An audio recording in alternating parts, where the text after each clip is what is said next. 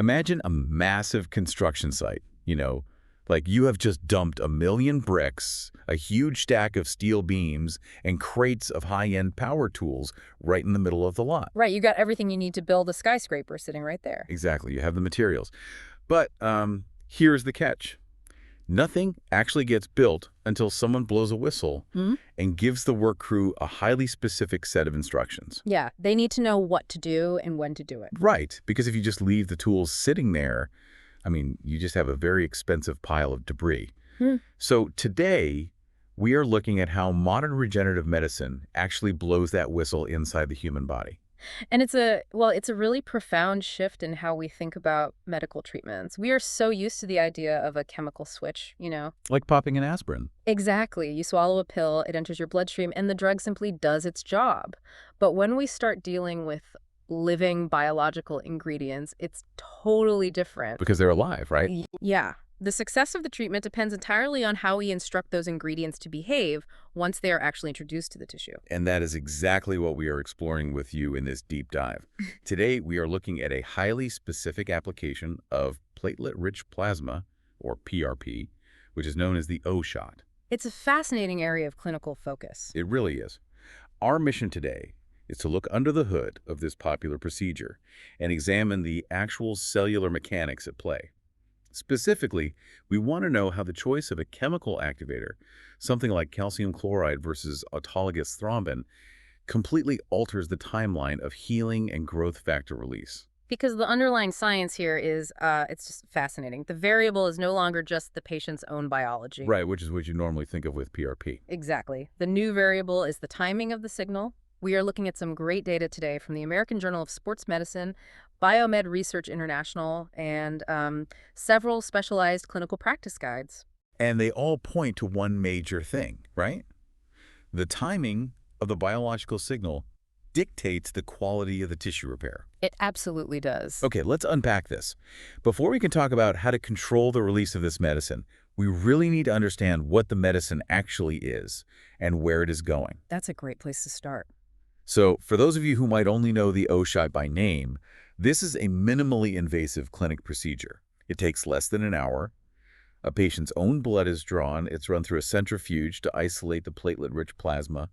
And then that concentrated PRP is injected into very specific areas of the vaginal wall. right, namely the O spot near the urethra and the clitoral corpus cavernosum. And women seek out this treatment to address various forms of female sexual dysfunction. This includes low sex drive, painful intercourse, which is clinically known as dyspareunia, and arousal difficulties. It's also used for incontinence, right? Yeah, it's used quite effectively to treat stress urinary incontinence.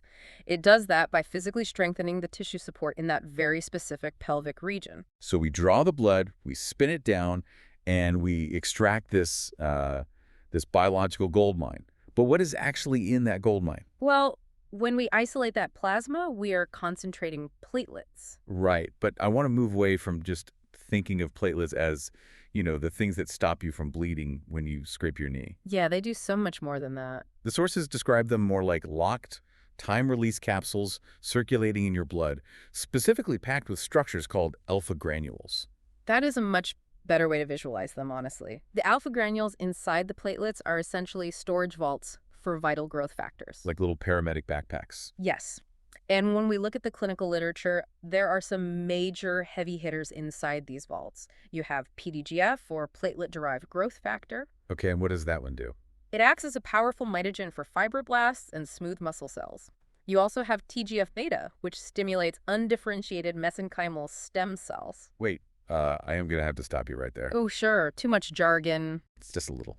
Mitogen for fibroblasts. Undifferentiated mesenchymal stem cells. For those of us without an advanced degree in molecular biology, I need a translation. What do those terms actually mean for a patient receiving this treatment? Fair point. Let's break that down. A mitogen is simply a chemical signal that encourages a cell to divide and multiply. Okay, that makes sense. And the fibroblasts. Fibroblasts are the specific cells in your body responsible for building the structural framework of your tissues. They secrete collagen proteins. Oh, okay. So when PDGF is released, it is essentially yelling at the local structural cells to multiply and start laying down new framework. Got it. And the mesenchymal stem cells, the undifferentiated ones. Think of a mesenchymal stem cell as a biological blank slate. Okay. Undifferentiated just means it hasn't decided what it wants to be yet when it grows up. It can become bone, cartilage, or in the case of the O-shot, structural and vascular tissue. Oh. Yeah, and TGF-beta is the signal that wakes those blank slate cells up and tells them to start specializing and building new, healthy tissue in the vaginal and clitoral area. That makes perfect sense. Yeah. So you are literally calling in the cellular construction crew and handing them the blueprints. You really are.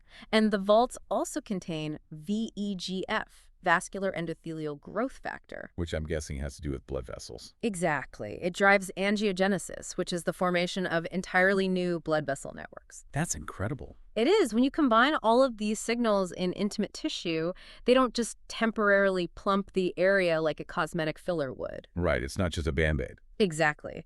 They actively promote long-term healthy tissue growth, they dramatically increase localized blood flow, and they rejuvenate local nerve sensitivity. Which translates in the real world to increased sensation, better natural lubrication, and decreased pain for the patient. Yes, exactly. But here's the critical part of this deep dive.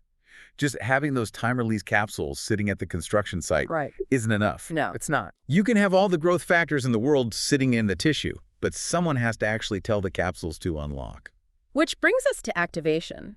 Activation is the specific chemical event that forces the platelets to degranulate. Degranulate meaning to open up. Yes, to literally open their alpha granules and empty all those growth factors into the surrounding tissue. Now, in a normal scenario, like if I'm chopping vegetables, this happens naturally. Right, if you accidentally cut your finger. Yeah, my platelets come into contact with the collagen in my torn tissue, or they react to endogenous thrombin that my body produces at the site of the injury, and they just automatically unlock. The body has a highly evolved intrinsic cascade for this, yes. When the lining of a blood vessel is broken, native triggers kick in immediately. So this raises an important question, and it's where I have a bit of a bone to pick with the clinical process. Okay, let's hear it. If the human body already knows exactly how to activate platelets natively when there is tissue damage, why do doctors need to manually mix in a chemical activator in a clinic? It's a common question. Because the sources we reviewed, they talk about clinicians adding either autologous thrombin or calcium chloride to the PRP right before injecting it.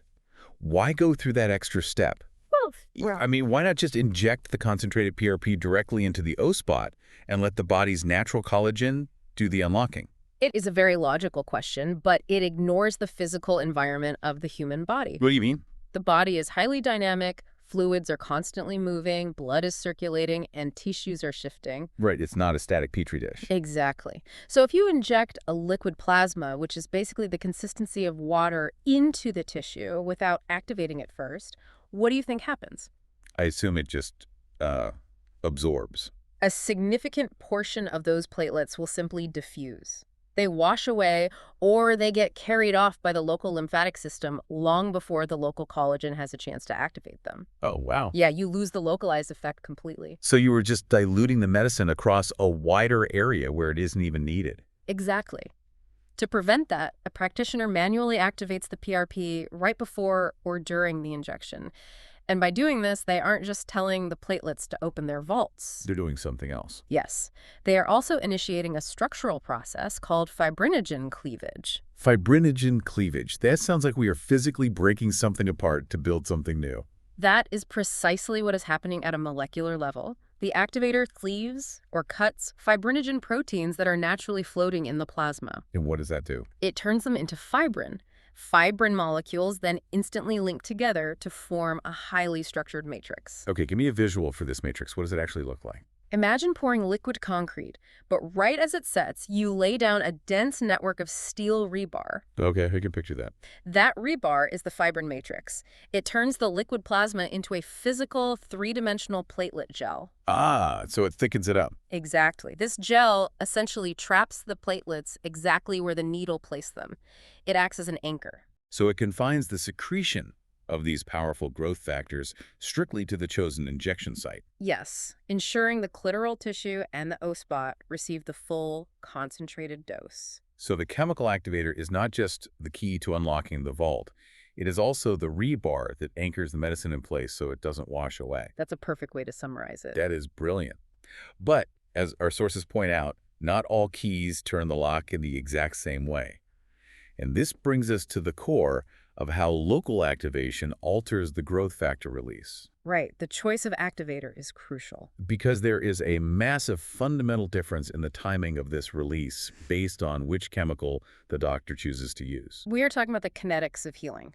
And in regenerative medicine, kinetics, the speed and timeline of chemical reactions is heavily scrutinized. Let's look at the two primary activators detailed in our sources. We have autologous thrombin and calcium chloride. Let's start with thrombin. Okay, so if a clinician chooses to activate the PRP with a high dose of thrombin or a synthetic equivalent detailed in the studies like TREP, thrombin receptor agonist peptide, the biological response is a sprint. It really is. The clinical data shows it causes incredibly rapid platelet aggregation. The reaction to exogenous thrombin is essentially a biological flash flood, right? That's exactly what it is, a flash flood. The data from the Biomed Research International study shows that thrombin causes an immediate, massive initial release of growth factors. We are talking about a huge spike of PDGF and TGF-beta-1 within the very first hour. In fact, one of the sources notes that with thrombin activation, up to 70% of the vital growth factors are secreted within the first 10 minutes. 10 minutes? That's incredibly fast. But after that initial flash, the release basically flightlines. The vault is just empty. And the clinical assumption for a long time was that this was a good thing. You hit the tissue hard and fast to jumpstart the healing process. Which, I mean, that makes intuitive sense to me. If I have damaged or aging tissue, wouldn't I want a massive rush of healing factors right away? Why is that flash flood a bad thing? Because more isn't always better if the tissue can't actually process it.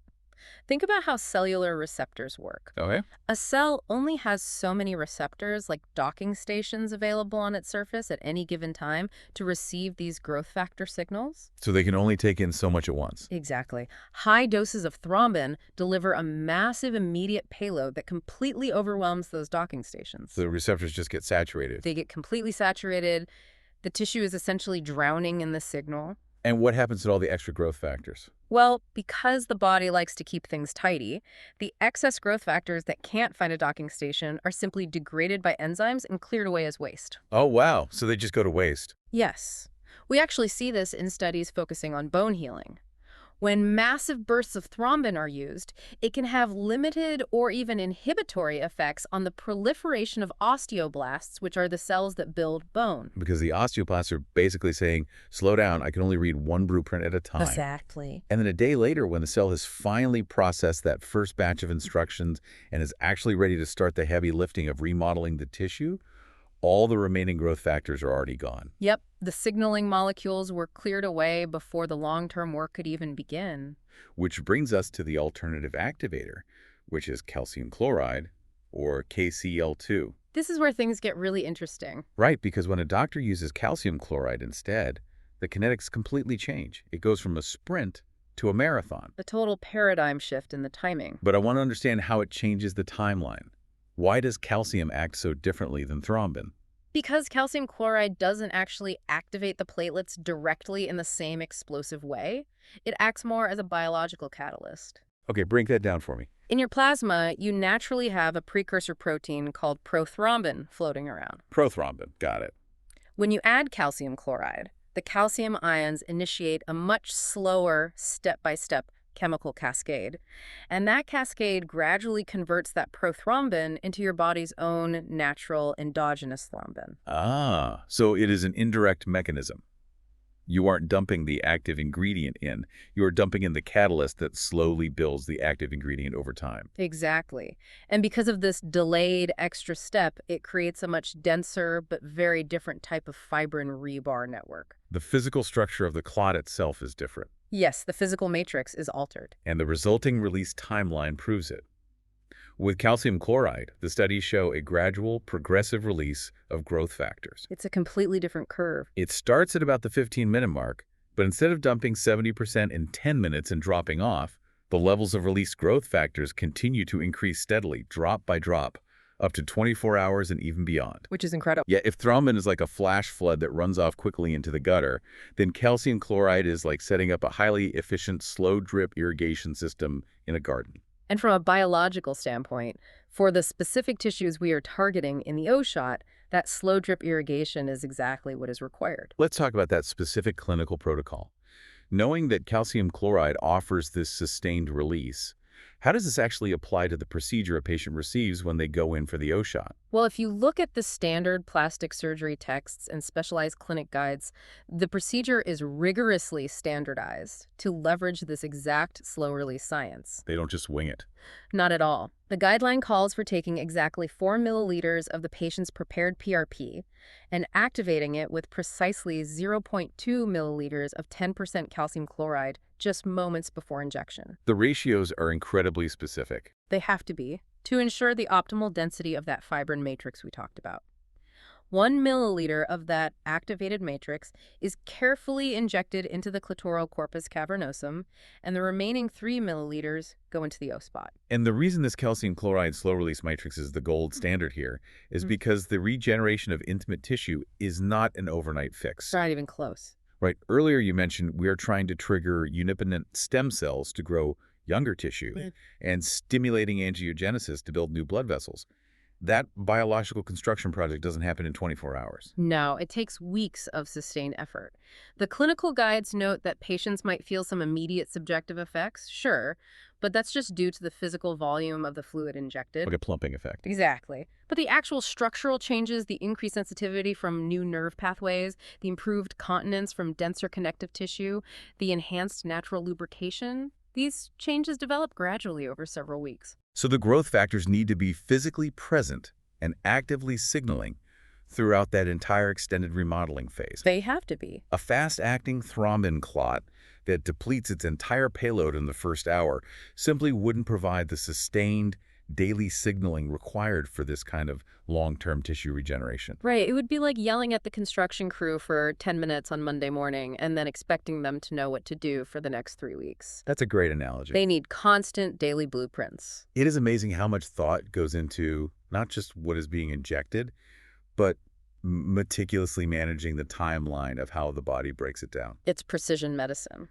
But as fascinating as calcium chloride is, the research we looked at hints that chemical activators might just be the baseline of how we control PRP in the future. Oh, we are just scratching the surface. I want to transition to some of the most cutting-edge data in our sources regarding pulse electric fields, or PEF.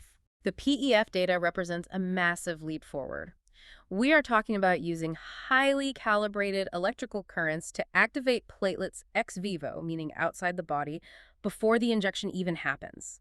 I was genuinely in awe reading the study on this. We aren't just talking about hitting the plasma with a generic electrical shock. No, it's incredibly precise. Scientists are discovering that by combining specific electrical voltages, incredibly precise pulse widths, and varying calcium concentrations, they can actually tune the release of specific factors. It sounds like science fiction, but it's real. But I need you to explain the mechanics here. How does an electrical pulse dictate what a cell releases? To understand this, we have to look inside the platelet again. Those growth factors aren't just swimming around randomly in a single pool. Okay. The data suggests these molecules are likely localized differently within the platelet, stored in different compartments, or bound to different internal protein structures. Okay, so it's a vault with multiple different safe deposit boxes inside. Exactly. And what researchers are finding is that different electrical pulse widths act like different master keys. Oh, wow. The electrical field physically interacts with the cell membrane and the internal structures in totally unique ways. For example, the study showed that certain electrical pulses combined with a high calcium environment led to heavily increased levels of PDGF and serotonin release. But if they changed the width of the electrical pulse, the study noted they could completely alter the release of EGF, epidermal growth factor, while leaving the PDGF levels totally unaffected. Right. They are literally picking and choosing which safe deposit boxes to open. And they are analyzing this by looking at the supernatant of the PEF-activated PRP. Yes, the superlative. Wait, supernatant? That sounds like a chemistry lab term. What exactly are we looking at there? Well, when you activate PRP and force the platelets to clump together and release their factors, you can put that mixture into a centrifuge. Okay, you spin it again? Right. The solid mass of platelets and fibrin gets pushed to the bottom. The clear, cell-free liquid that remains floating on top, which is now saturated with all those released, dissolved growth factors that is called the supernatant. So the supernatant is basically the pure liquid medicine, completely separated from the cellular debris. Correct. And perhaps the most crucial finding from that PEF study is what they didn't find in that supernatant. What was missing? Using electrical fields, they were able to induce the release of massive levels of these customized growth factors without inducing a physical clot and without releasing hemoglobin. That seems like a massive deal. Yeah. Why is the lack of hemoglobin important? Because hemoglobin means red blood cells were damaged and broke open. Oh, see. Red blood cell contamination in PRP causes inflammation and pain at the injection site. By using precise electrical fields, they are coaxing the platelets to release their contents incredibly gently. Leaving the red blood cells completely intact. Exactly. It gives the clinician complete control over the physical state of the plasma. If we step back and look at the bigger picture here, the implications for regenerative medicine are just staggering.